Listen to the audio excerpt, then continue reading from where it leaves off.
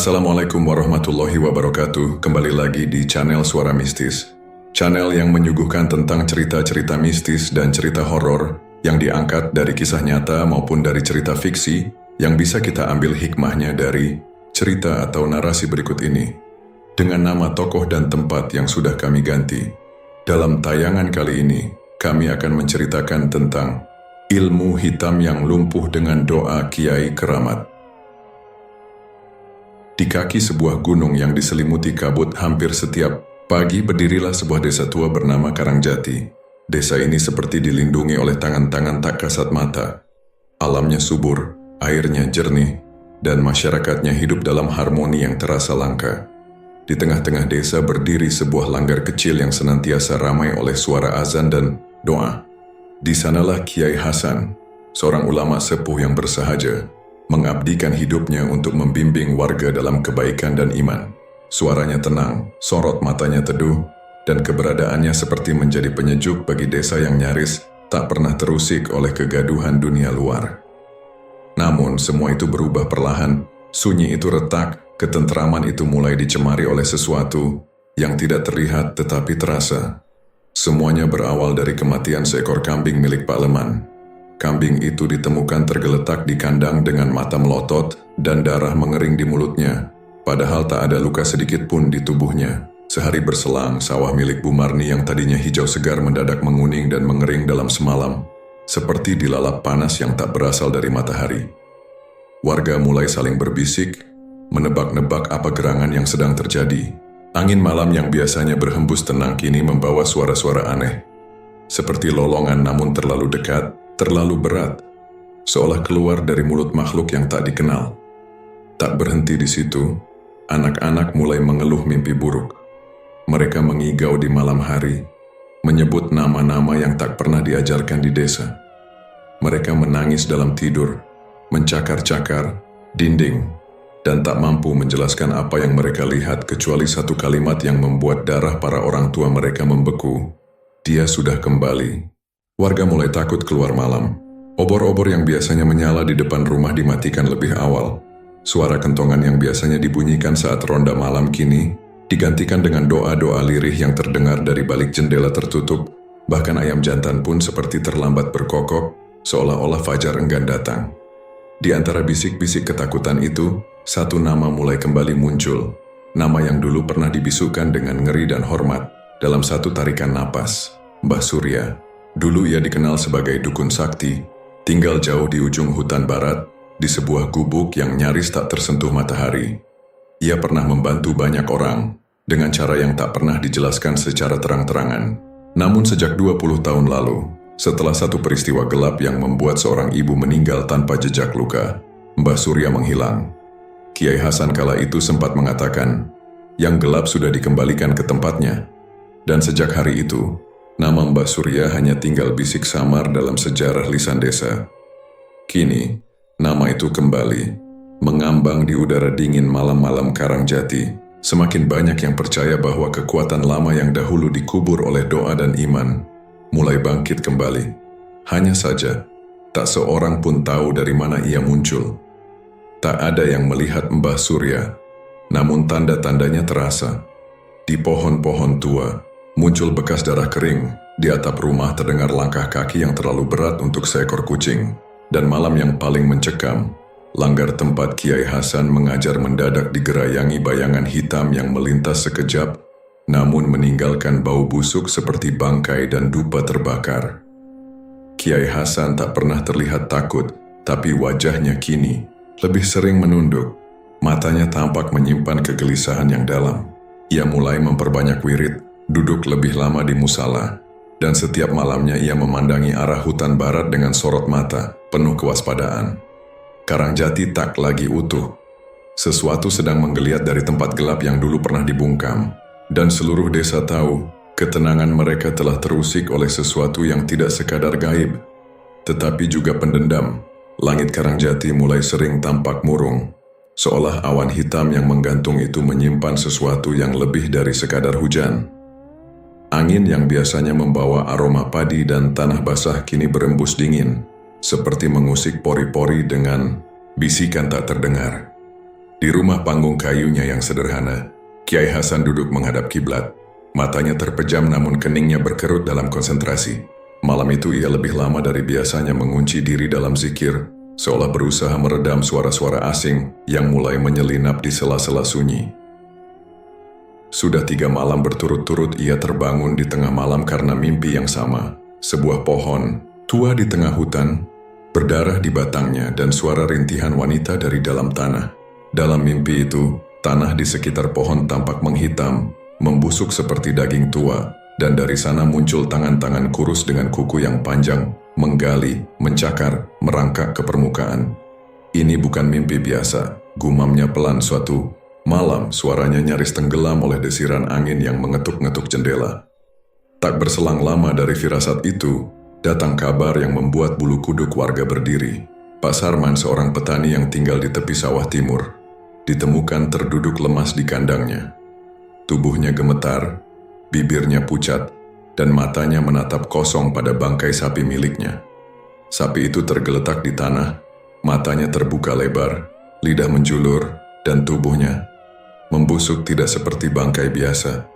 Dagingnya tampak melepuh seperti disiram air panas, namun tak ada api, tak ada luka tusuk, dan tak ada suara sebelumnya. Yang lebih mengerikan, di bawah perut sapi itu terdapat simbol aneh, seperti rajah yang digoreskan dengan darah. Orang-orang berkerumun menatap bangkai sapi itu dengan ngeri. Beberapa wanita menutup mulut, yang lain menangis lirih. Seorang pemuda bernama Rino yang dikenal pemberani bahkan muntah di tempat. Astagfirullah. Ini bukan kerjaan manusia, bisik Pak Leman. Wajahnya pucat seperti tak tersisa darah. Berita itu menyebar seperti api di musim kemarau. Malamnya, warga berkumpul di langgar. Mereka duduk berdesakan, wajah-wajah cemas menatap Kiai Hasan yang duduk di depan, tenang namun sorot matanya tajam menyapu ruangan. Apa yang terjadi ini bukan bencana biasa, ini bukan penyakit, bukan kutukan alam, tapi kiriman, ucapnya pelan namun tegas. Kiriman Kiai? Tanya seseorang dari sudut ruangan. Iya, ilmu hitam. Seseorang telah membangkitkan sesuatu yang lama dikubur di tempat ini, dan niatnya bukan hanya menakuti, tapi menghancurkan seisi langgar hening. Hanya suara malam yang masuk lewat jendela. Suara daun bergesek, angin mengeluh, dan sesekali suara seperti rintihan dari kejauhan. Tak ada yang berani menoleh keluar. Dulu aku pernah berhadapan dengan kekuatan ini. Kekuatan yang tak sekadar memakai jin, tapi memanggil kegelapan dari lapisan yang lebih dalam. Lebih dalam dari yang bisa kita pahami.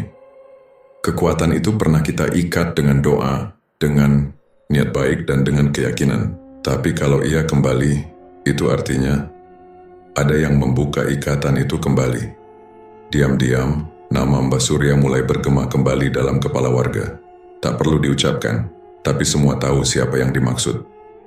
Malam itu, Kiai Hasan meminta seluruh warga memperbanyak doa, tidak keluar rumah selepas Isya, dan menyalakan lampu atau obor di setiap sudut rumah. Ia tahu cahaya adalah perisai pertama melawan kegelapan. Namun di dalam hatinya ia juga tahu bahwa cahaya tak akan cukup, karena yang datang bukan hanya gangguan tapi dendam. Dan dendam jika disatukan dengan ilmu hitam tingkat tinggi tak hanya menyerang tubuh, tapi merobek iman. Di luar langgar, bayangan panjang melintas cepat di balik pohon besar. Seekor burung gagak hinggap di atap, mengeluarkan suara parau yang terdengar seperti tawa pendek, dan dari kejauhan di arah barat laut terdengar gonggongan anjing yang tak biasa, panjang, berat, dan berhenti tiba-tiba seperti dicekik oleh malam itu sendiri. Karangjati benar-benar sedang dalam bahaya. Malam itu hawa dingin menggigit kulit seperti jemari tak kasat mata yang mencengkeram leher. Langit Karangjati berwarna kelam tanpa bintang, seakan cahaya pun takut untuk menyentuh desa yang tengah dihantui kegelapan. Angin mendesir pelan namun menusuk, membawa aroma anyir bercampur tanah basah. Bau yang lebih cocok ditemukan di liang kubur daripada di udara malam biasa. Lalu terdengar jeritan, melengking panjang lalu terpotong tiba-tiba. Jeritan itu datang dari rumah Pak Sarman. Tanpa pikir panjang, Kiai Hasan yang sedang duduk dalam tahajud segera berlari. hanya bersarung dan berselendangkan kain doa. Wajahnya tenang, namun langkahnya cepat, langgar seketika riuh. Beberapa warga menyusul membawa obor dan senter seadanya. Bayangan mereka memanjang dan bergoyang di jalan tanah yang licin oleh embun. Sesampainya di rumah Pak Sarman, suasana mencekam menyambut mereka. Pintu rumah terbuka lebar, dan dari dalam terdengar suara erangan. Namun bukan erangan manusia. Lebih dalam, lebih parau. Seperti suara dari mulut makhluk yang tidak seharusnya hidup di dunia ini. Di dalam Pak Sarman tergeletak di lantai, tubuhnya menggeliat liar, kedua matanya melotot keluar seolah hendak terlepas dari rongganya. Busa putih kental mengalir dari mulutnya. Urat-urat di leher dan lengannya menegang seperti tali tambang yang ditarik paksa. Kaki dan tangannya mencakar udara, namun tubuhnya seperti terikat oleh kekuatan tak terlihat. Di dekat tubuhnya tergeletak sesuatu benda yang segera membuat Kiai Hasan bergidik ngeri.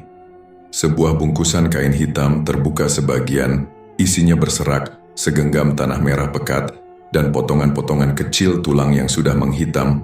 Beberapa masih dililit sisa rambut manusia. Astagfirullah, tanah kuburan dan tulang-tulang.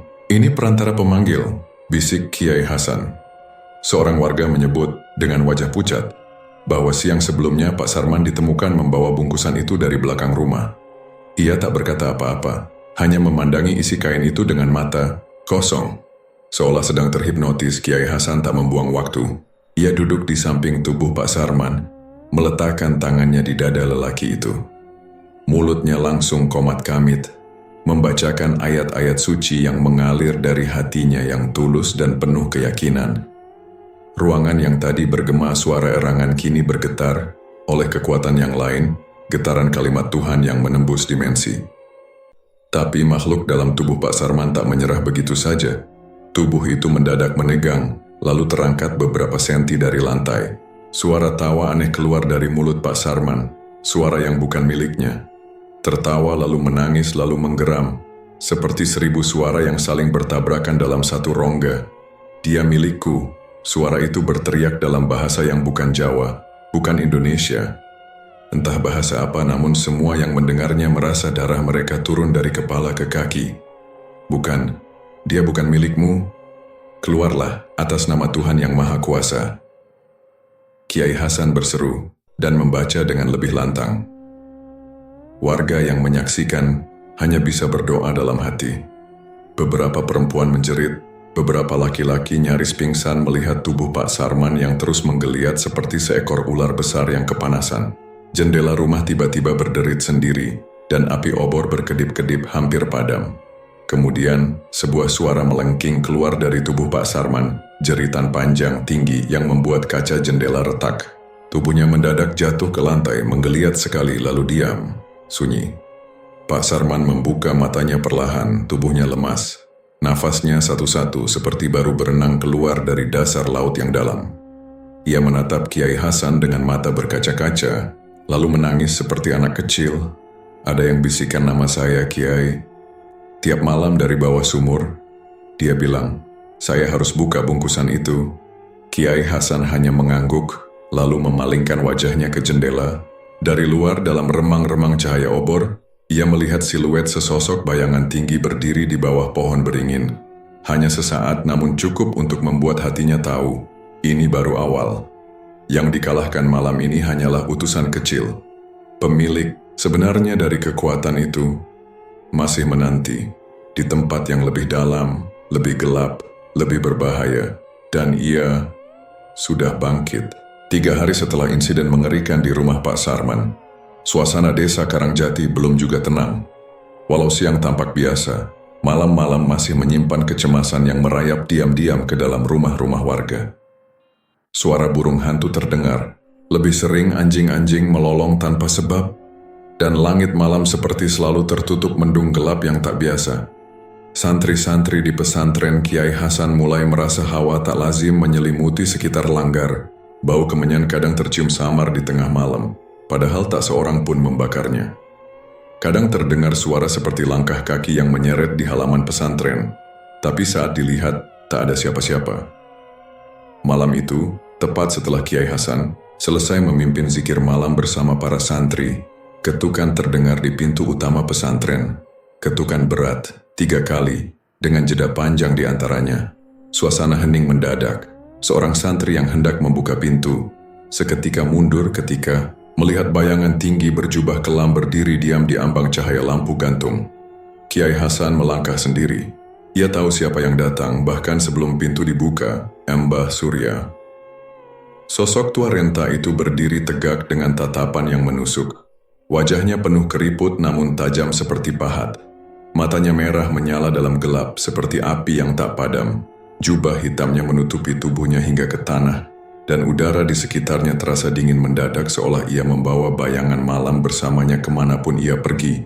Kiai Hasan, suara Mbah Surya berat dan serak, namun setiap katanya seperti menyayat udara. Sudah cukup lama aku diam, tapi kini kau telah melewati batas. Kiai Hasan berdiri tenang di ambang pintu, tubuhnya tak bergeming sedikit pun meski angin mendadak berputar aneh di sekitar mereka. Apa yang kau maksud, Mbah? Tanyanya lembut namun tegas. Kau telah mengusir utusanku. Kau melindungi mereka yang seharusnya menjadi jalan bagi kekuatanku. Dan yang lebih menjijikkan, kau mengajak mereka berserah pada Tuhanmu. Padahal kau tahu, kekuatan sejati ada pada yang gaib, yang kuno, yang tak lagi disebut-sebut dalam doa. Mbah Surya melangkah 1 kaki ke depan. Tanah tempatnya berpijak seperti retak ringan, dan aroma menyengat seperti belerang menyusup ke dalam langgar. Beberapa santri yang mengintip dari balik jendela langsung menutup hidung. Ada yang sampai muntah di tempat. Aku menantangmu, Hasan, lanjut Mbah Surya. Dalam 3 hari, di alun-alun desa, kita buktikan siapa yang benar-benar memiliki kekuatan sejati di Karangjati ini. Kiai Hasan menghela napas panjang. Kekuatan yang sejati bukan datang dari pertarungan, Mbah Surya, tapi dari keikhlasan dan ketundukan pada Yang Maha Kuasa. Jika kau mencariku untuk membuktikan kekuasaan, maka kau telah kehilangan arah sejak lama. Namun Mbah Surya tertawa, tawa yang berat dan memekakan telinga. Kau menolak, maka bersiaplah. Karangjati akan menjadi saksi bagaimana cahaya yang kau banggakan itu redup oleh bayangan lama yang telah bangkit. Ia pun memutar tubuhnya dan perlahan menjauh, namun setiap langkahnya meninggalkan bekas hitam di tanah seperti dibakar dari dalam bumi. Suara burung gagak menggema entah dari mana, dan udara menjadi lebih pekat seiring kepergiannya. Kiai Hasan memejamkan mata, tangan kirinya mengepal pelan. Ia tahu, malam-malam mendatang tak akan tenang.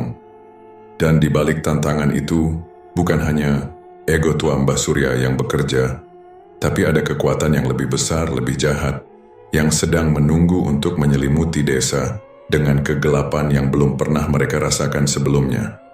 Maka, dalam 3 hari itu, langgar tak pernah sepi dari doa. Para santri membaca ayat-ayat suci siang dan malam, sementara warga mulai menyiapkan hati mereka. Karena mereka tahu, alun-alun desa yang biasanya digunakan untuk pasar rakyat akan menjadi medan yang tak terlihat darah, tapi bisa merenggut jiwa. Pertarungan belum dimulai, tapi kegelapan sudah menyebar, dan Karangjati pelan-pelan mulai bernafas dalam bayang-bayangnya. 3 hari menjelang pertarungan, desa Karangjati berubah menjadi lautan ketakutan yang sunyi. Tidak ada lagi suara riang anak-anak di sore hari. Tak terdengar dentingan alat dapur dari rumah ke rumah, dan ayam jago pun seperti enggan berkokok, terlalu dini. Pintu-pintu kayu tua kini tertutup rapat sebelum senja benar-benar turun, dan jendela-jendela ditutup rapat dengan sobekan kain putih dan ayat-ayat Al-Quran yang ditempel di setiap sudut. Di langit Karangjati, matahari enggan bersinar terang. Awan kelabu menggantung, menekan desa dengan bayangan yang membuat waktu seakan berhenti berjalan. Angin berhembus dengan desisan yang membawa bisikan, dan setiap malam selalu ada satu rumah yang terdengar seperti mengetuk-ngetuk dari dalam, meski tak ada siapapun di sana. Di pesantren, Kiai Hasan memperkuat barisan spiritual. Ia tak hanya mengajak para santri untuk berzikir, tapi juga mengajarkan mereka doa-doa khusus yang diwariskan dari para guru terdahulu. Doa-doa yang tidak diajarkan sembarangan, karena hanya dipakai saat menghadapi musuh yang bersumber dari kegelapan sejati. Gema tahlil dan ayat-ayat suci mengalun dari langgar hingga ke pucuk pohon-pohon tua. Namun, di tengah cahaya doa itu, Kiai Hasan tahu kegelapan juga sedang membangun kekuatannya. Di ujung desa, di sebuah gubuk tua yang sudah lama ditinggalkan, manusia Mbah Surya duduk bersila di tengah lingkaran tanah yang dipenuhi simbol-simbol kuno.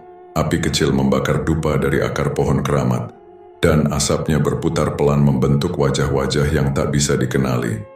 Gubuk itu menjadi pusat dari sesuatu yang tidak suci. Bau darah, tanah kuburan, dan kemenyan bercampur menjadi satu, menyelimuti tempat itu dalam aura busuk yang membuat serangga pun enggan mendekat. Bangkitlah, bangkitlah kalian yang pernah tertanam, gumam Mbah Surya dengan suara yang tidak lagi terdengar seperti miliknya. Suara itu berat, seperti berasal dari dasar bumi. Waktumu telah tiba. Karangjati harus kembali kepada kegelapan, seperti dulu, sebelum mereka menyebut-nyebut nama langit. Dalam gelap, bayangan-bayangan mulai berdiri dari tanah. Makhluk-makhluk tak bernama, tinggi, kurus, matanya merah menyala, dan tubuh mereka seperti kabut pekat yang berubah-ubah bentuk. Mereka berjalan keluar dari hutan, dari sela-sela pematang sawah, bahkan dari sumur-sumur tua yang sudah lama tidak digunakan. Mereka tak berbicara, tapi kehadiran mereka membawa hawa dingin yang menusuk tulang dan aroma kematian yang menusuk hidung. Anak-anak mulai bermimpi buruk. Hampir setiap malam, tangisan terdengar dari bilik-bilik kecil di rumah warga. Dalam mimpi itu mereka melihat Mbah Surya berdiri di tengah kobaran api, tertawa sambil mengangkat tangan yang berdarah. Di sekelilingnya orang-orang desa berjalan tanpa mata, mulut mereka dikunci, dan dari telinga mereka keluar tanah hitam yang menjijikkan. Para orang tua mulai resah. Mereka menggantungkan harap hanya pada Kiai Hasan, karena hanya dia yang masih berdiri tegak menghadapi badai yang belum datang. Beberapa bahkan menyerahkan benda pusaka keluarga, keris kitab tua, atau tasbih warisan, meminta agar semua digunakan demi menjaga Karangjati dari kehancuran. 3 hari itu terasa seperti 3 musim panjang, dan saat malam terakhir datang sebelum hari yang dijanjikan, tidak satu pun warga tidur. Langit di atas desa tampak merah gelap seperti luka terbuka. Angin berhembus pelan, tapi menusuk hingga ke sumsum. Dan semua orang tahu, besok bukan lagi hari biasa. Besok, terang dan gelap akan bertemu dan Karangjati akan berubah selamanya. Langit malam itu tampak seperti dilukis dengan arang. Bintang-bintang seakan takut menampakkan diri, dan bulan tersembunyi di balik gumpalan awan hitam yang menggulung seperti gelombang murka. Suasana di desa Karangjati mencekam, hening, namun seakan menyimpan jeritan yang belum sempat dikeluarkan. Tiba-tiba dari arah utara terdengar jeritan panjang. Bukan jeritan manusia, lebih mirip gabungan lolongan serigala dan tangisan bayi. Suara itu menggema dan memantul di antara pepohonan, membuat dedaunan bergetar dan burung-burung malam berhamburan dari sarangnya. Tak lama kemudian, suara pintu-pintu dibanting terdengar bersahutan. Rumah-rumah berguncang, seakan sesuatu tengah berputar di sekeliling desa. Bayangan-bayangan hitam muncul dari segala arah. Tubuh mereka tinggi menjulang, matanya menyala merah, seperti bara. Dan dari tubuh mereka mengalir kabut gelap yang memekatkan udara. Mereka berjalan perlahan tapi pasti menuju pusat desa. Tanah yang mereka lewati menjadi layu, dan suara mereka terdengar seperti desahan ribuan roh yang menderita. Warga Karangjati, dalam kepanikan dan ketakutan, hanya punya satu tujuan, pesantren.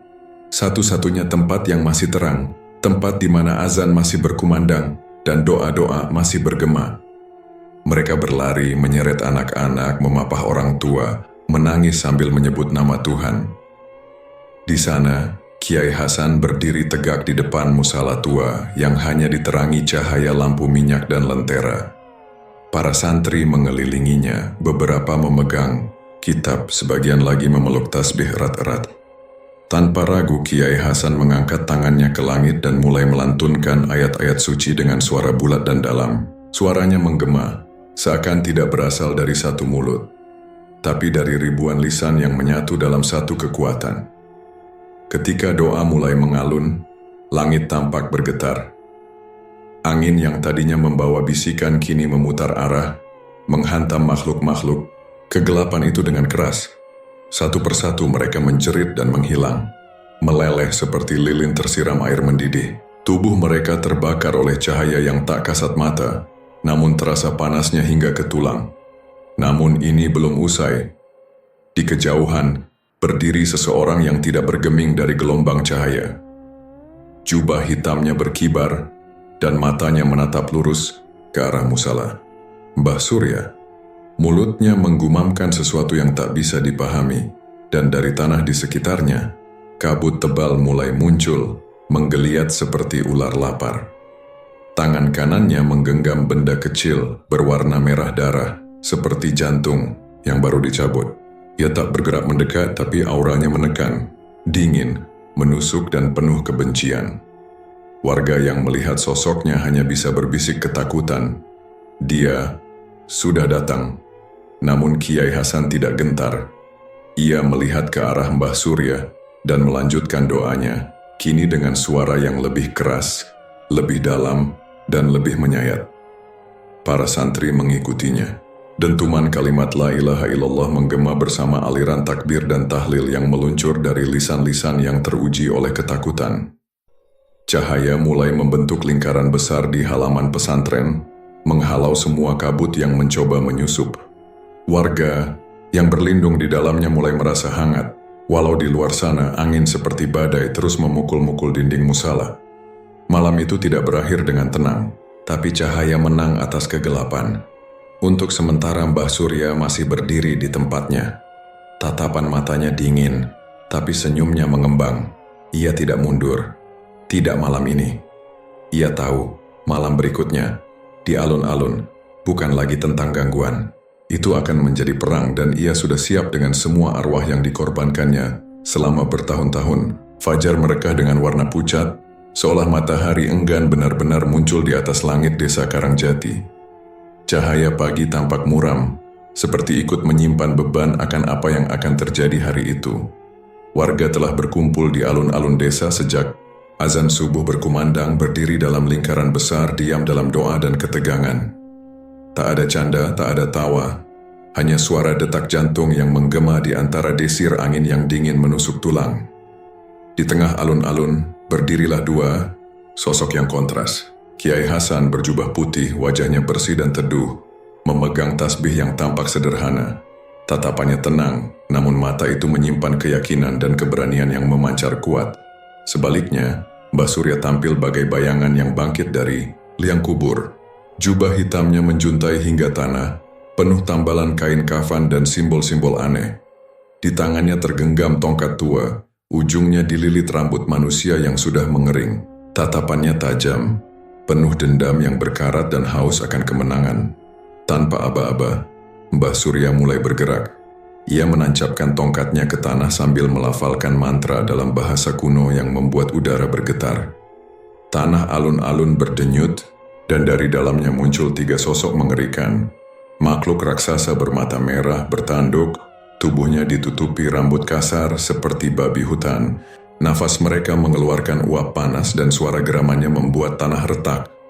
Warga yang melihatnya langsung terduduk ketakutan. Beberapa menangis, sebagian lagi memeluk anak-anak mereka, berusaha menutup mata dan telinga agar tidak melihat kengerian itu. Alun-alun berubah menjadi medan antara dunia nyata dan dunia gaib, di mana batas antara keduanya menghilang dalam hitungan detik. Namun Kiai Hasan tidak bergeming. Dengan langkah tenang ia maju satu langkah, menggenggam tasbihnya erat-erat, lalu mengangkat kedua tangan ke langit. Suaranya mengalun, rendah tapi penuh tenaga spiritual. Ia membacakan doa perlindungan, ayat demi ayat, seperti gelombang yang memukul kekuatan gelap di hadapannya.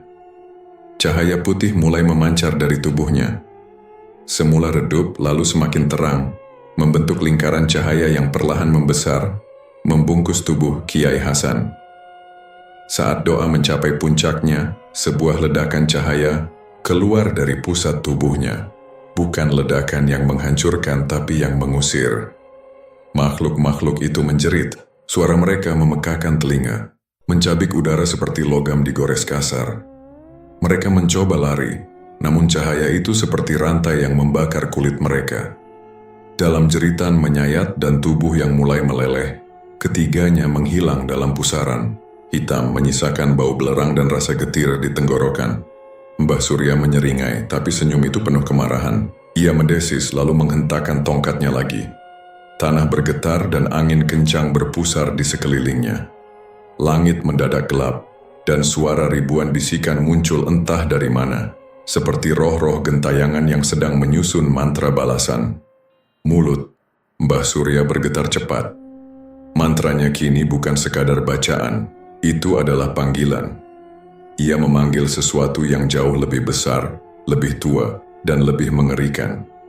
Di belakangnya, kabut membentuk wajah besar dengan mata berlubang dalam, dan senyum bengkok seperti luka terbuka.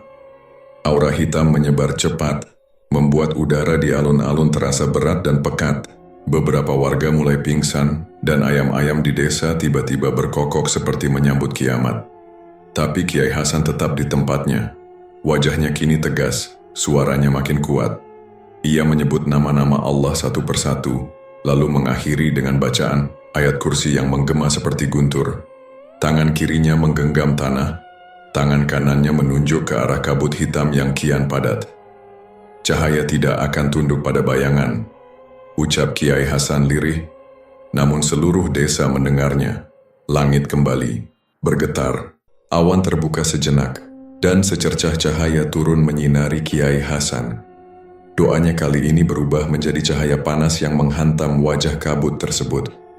Sosok besar itu mengerang, tubuhnya mulai terbakar dari dalam, dan Mbah Surya menjerit sambil memegangi dada, seolah hatinya ikut terkoyak.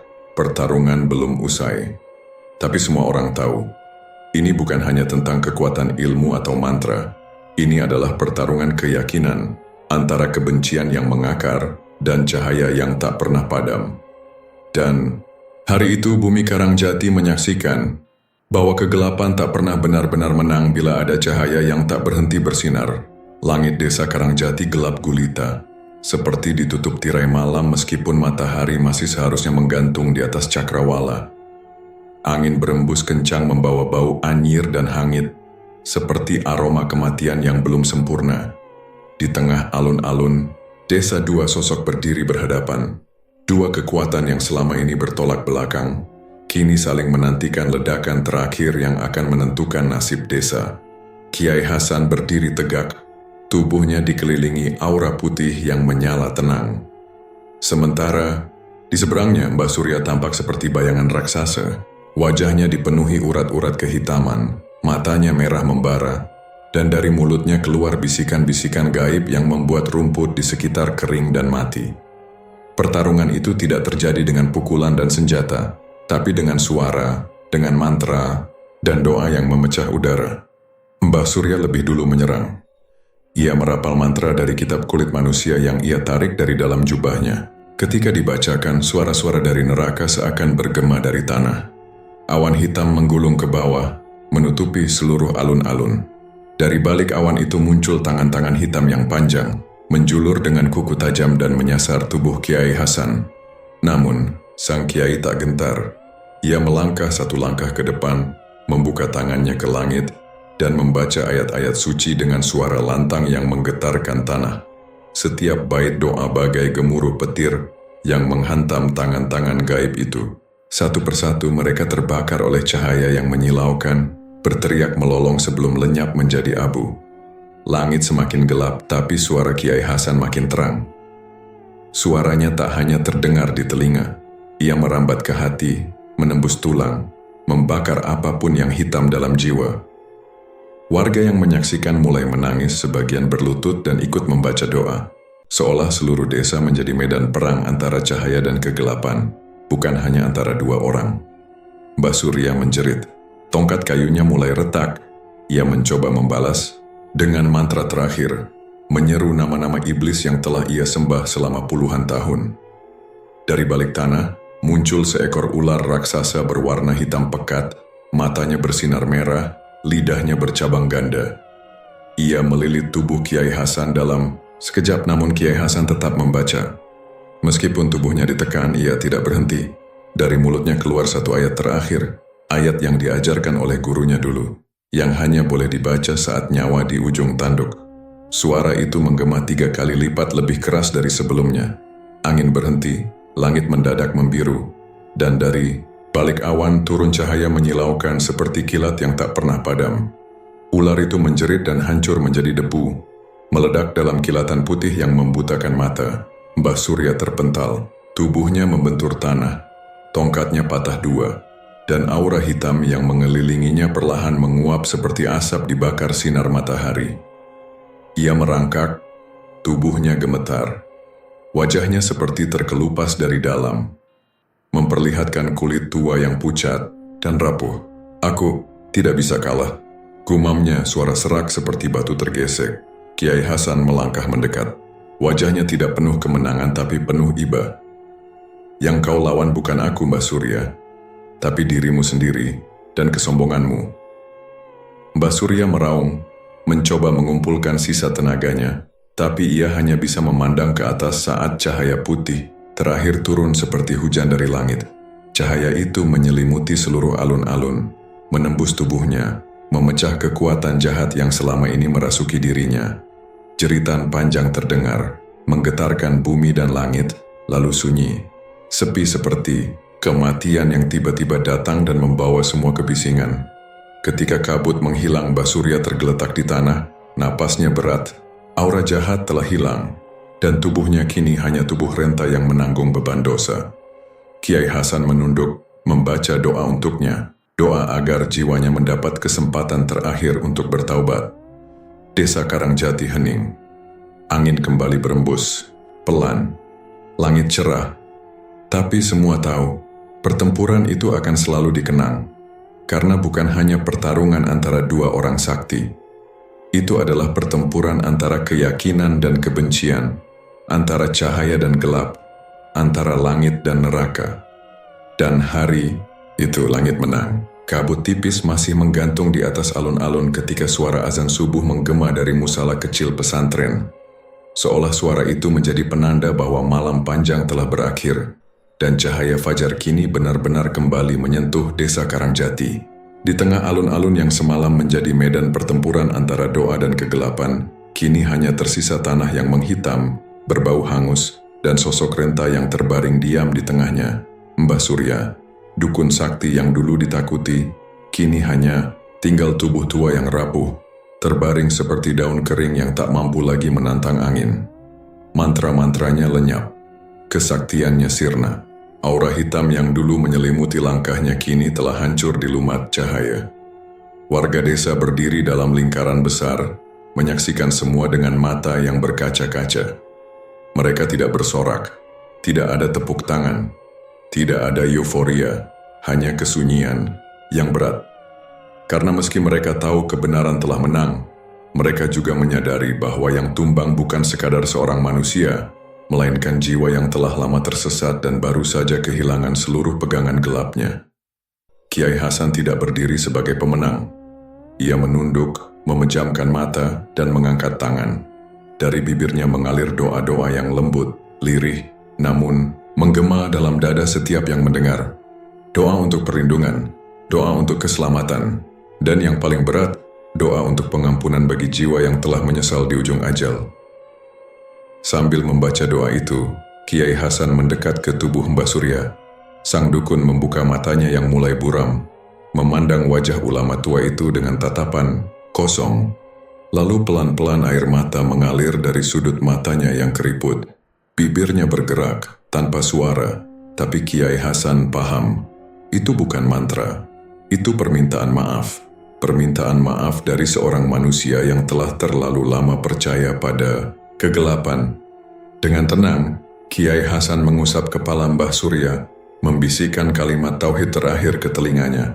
Tak lama setelah itu tubuh Mbah Surya melemas dan tak bergerak lagi. Ia pergi dengan damai, bukan karena kekalahan, tetapi karena akhirnya ia melepaskan dendam dan kuasa hitam yang selama ini menggenggamnya erat. Hari itu, mentari muncul perlahan dari balik gunung, mencairkan kabut dan menggantinya dengan sinar keemasan. Desa Karangjati kembali mendapatkan terang. Namun tidak sama seperti sebelumnya.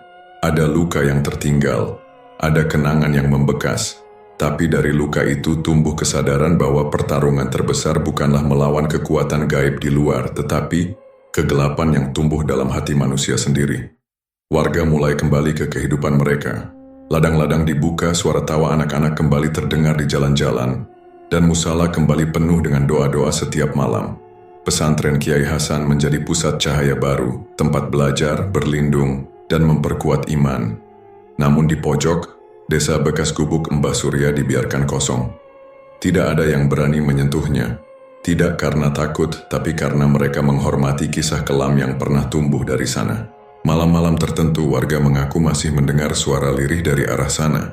Bukan suara marah, tapi seolah bisikan penyesalan yang tertinggal, mengingatkan agar siapapun yang datang tidak mengulang kesalahan yang sama.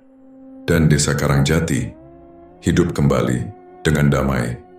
Tapi mereka tahu, selama dunia masih berputar, kegelapan akan selalu mencari celah.